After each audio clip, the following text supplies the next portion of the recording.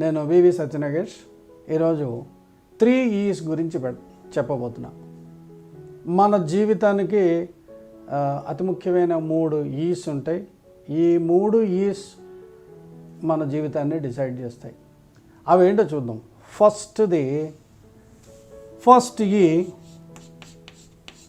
Environment, అంటే మనం పెరిగిన వాతావరణం.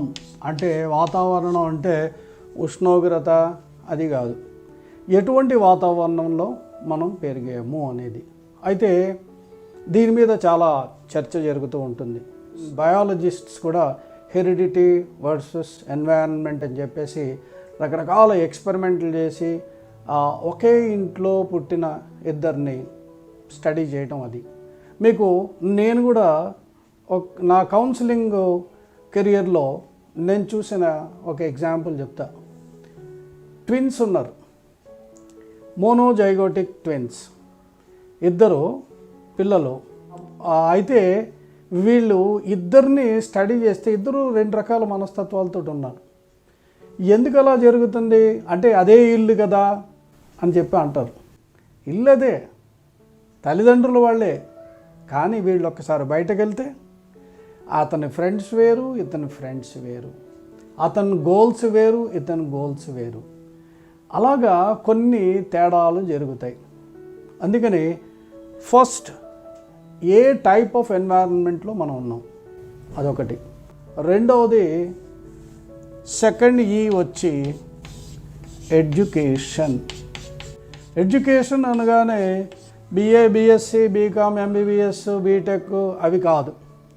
ఏం నేర్చుకుంటున్నాం జీవితంలో, ఏం నేర్చుకుంటున్నాం, ఎలా నేర్చుకుంటున్నాం, ఇది చాలా ముఖ్యం. అంటే మన తల్లిదండ్రుల నుంచే కాకుండా మన స్నేహితుల నుంచి కానీ, టీచర్స్ నుంచి కానీ, సమాజం నుంచి మనం ఏం నేర్చుకుంటున్నాం అనేది మన జీవితాన్ని రూపుదిద్దుతుంది.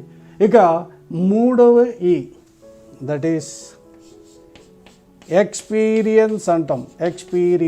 ఎక్స్పీరియన్స్ అంటే ఇక్కడ ఒక అతి ముఖ్యమైన విషయాన్ని మళ్ళీ మనం ఆలోచించుకోవాలి.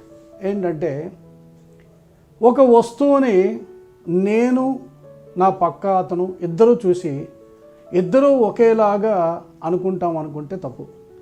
ఒక వ్యక్తి గురించి నాకు చాలా మంచి అభిప్రాయం ఉండొచ్చు, నా పక్క వ్యక్తికి అదే వ్యక్తి మీద అంత మంచి అభిప్రాయం లేకపోవచ్చు. ఎందుకు ఇలా జరుగుతుందంటే దాన్ని పర్సెప్షన్ అంటాం. Perception, the way we look at it. So మన ఎక్స్పీరియన్సెస్ ఏంటి లైఫ్లో, ఆ ఎక్స్పీరియన్సెస్ని మనం ఎలా తీసుకున్నాం. సో ఈ 3 E's ఎన్వైరన్మెంట్, ఎడ్యుకేషన్, ఎక్స్పీరియన్స్, ఈ 3 E'లు చాలా ముఖ్యమైనవి. కనుక వీటి మీద మనం ఎప్పుడు కూడా శ్రద్ధ పెట్టి మనం ఎటువంటి వాతావరణంలో ఉంటున్నాం, మనం ఏం నేర్చుకుంటున్నాం, అలాగే మన అనుభవం ఏంటి అనే వాటి మీద ఎప్పుడూ పరిశీలన చేసుకుంటూ వెళ్తే జీవితాన్ని ఈజీగా మనం సరిదిద్దుకుంటూ మనం మైండ్ని రీప్రోగ్రామ్ చేసుకుంటూ మనకు కావాల్సినట్టుగా సంతోషంగా బ్రతకడానికి వీలవుతుంది. సో ఈరోజు ఈ సబ్జెక్ట్ తోటి నేను ముగిస్తున్నాను. మీకు నచ్చితే లైక్ బటన్ నొక్కండి, షేర్ చేయండి. మళ్ళీ మరొక సబ్జెక్ట్ తోటి కలుద్దాం. అంతవరకు సెలవు, బాయ్.